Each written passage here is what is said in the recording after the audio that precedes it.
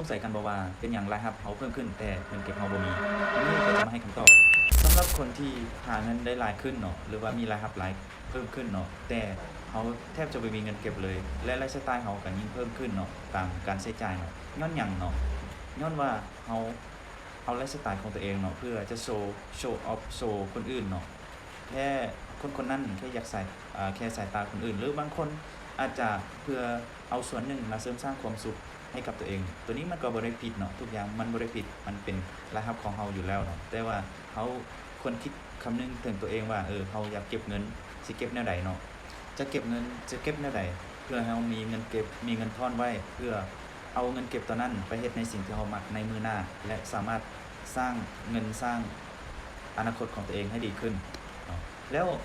ถ้าว่าเราเฮ็ดแบบนั้นเพื่อเอาไลฟ์สไตล์ในตอนนี้เอาความสุขในตอนนี้ในมื้อหน้าเราอาจจะเฮ็ดเวียกไปแบบนั้นหรือว่าหาเงินไปแบบนั้นตลอดเนาะแต่ว่ามันก็ขึ้นกับบางคนเนาะก็ขึ้นกับแต่ละคนว่าเพราะว่าแต่ละคนความสุขบ่คือกันเนาะอยากมีชีวิตแบบใดในตอนนี้มันก็บ่คือกันเนาะบางคนยอมอดส้มไว้กินหวานเนาะบางคนอยากกินหวานตอนหน้าก็กินมักไม่แห้งจังซี่เนาะก็มีแล้วเราจะเฮ็ดแนวใดเพื่อให้มีเงินเก็บเนาะเราต้องเข้าใจมาเบิ่งกับตัวเองว่าเป็นหยังเราจึงบ่มีเงินเก็บเนาะถ้าว่าเราบ่มีเงินเก็บย้อนสาเหตุใดเรารู้สาเหตุนั้นแล้วเราจึงมารู้วิธีแก้ไขปัญหามันเนาะตัวอย่างคนหนึ่งหาเงินได้หลายเนาะหรือว่ารายรับหลายแต่ว่าค่าใช้จ่ายก็หลายตามเนาะแล้วเราควรปรับที่รายจ่ายเนาะควรเฮ็ดบัญชีรายรับรายจ่ายของเราเนาะเราจึงรู้ว่ารายรับมาจากไสรายจ่ายเราจ่ายไปกับสิ่งใดเนาะถ้าเราจ่ายสิ่งใดที่มันบ่จำเป็นเนาะเราก็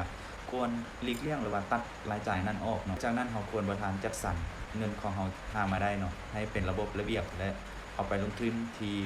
มันมีผลตอบแทนดีเนาะการที่เราจะเอาเงินไปลงทุนนั่นมันมีความเสี่ยงอยู่แล้วเนาะเราต้องศึกษาหาความรู้ก่อนที่เราจะเอาเงินของเราไปเสี่ยงกับสิ่งที่เรายังบ่รู้เนาะตัวอย่างจะเอาเงินก้อนหนึ่งเพื่อไปเฮ็ดธุรกิจหรือเอาเงินก้อนหนึ่งเพื่อไปค้าขายเนาะเจ้าต้องเข้าใจเนาะเข้าใจแนวใดเข้าใจเรียนรู้วิธีการที่เงินตัวนั้นจะไปหากับสิ่งที่เจ้ากำลังลงไปเนาะและต้องเข้าใจว่าเงินที่เราจะลงไปนั้นเราต้องยอมรับความเสี่ยงในระดับที่พอดีเนาะและบ่ต้องเสี่ยงหลายเกินไปเนาะเพราะว่าถ้าเราจะเสี่ยงหลายเกินไปแน่นอนเราอาจจะบ่กล้าเสี่ยงเลยเนาะควรจะรับความเสี่ยงพอดีเนาะดังนั้นเราควรบันทึกรายรับรายจ่ายของเราเนาะเพื่อเราจะได้รู้ว่ารายรับของเรามาจากไสและรายจ่ายเราจ่ายไปกับสิ่งใดและเราควรหลีกเลี่ยงรายจ่ายที่บ่จำเป็นออกเนาะถ้าใครสนใจคลิปเกี่ยวกับการเงินเนาะและอยากรู้เกี่ยวกับการเงินลงลึกแบบนี้เนาะนับแต่การเงินบริหารจัดสรรบริหารวางแผนการเงินเนาะส่วนบุคคลครอบครัวหรือว่าธุรกิจของท่านเนาะก็สามารถซัพพอร์ตได้เนาะโดยการกดติดตามเนาะกดใจเพื่อเป็นกำลังใจให้หรือว่ากดแชร์ให้หมู่เพื่อนครอบครัวของท่านก็ได้เนาะก็จะมาอัปเดตทุกๆข้อมูลเกี่ยวกับการเงินเนาะให้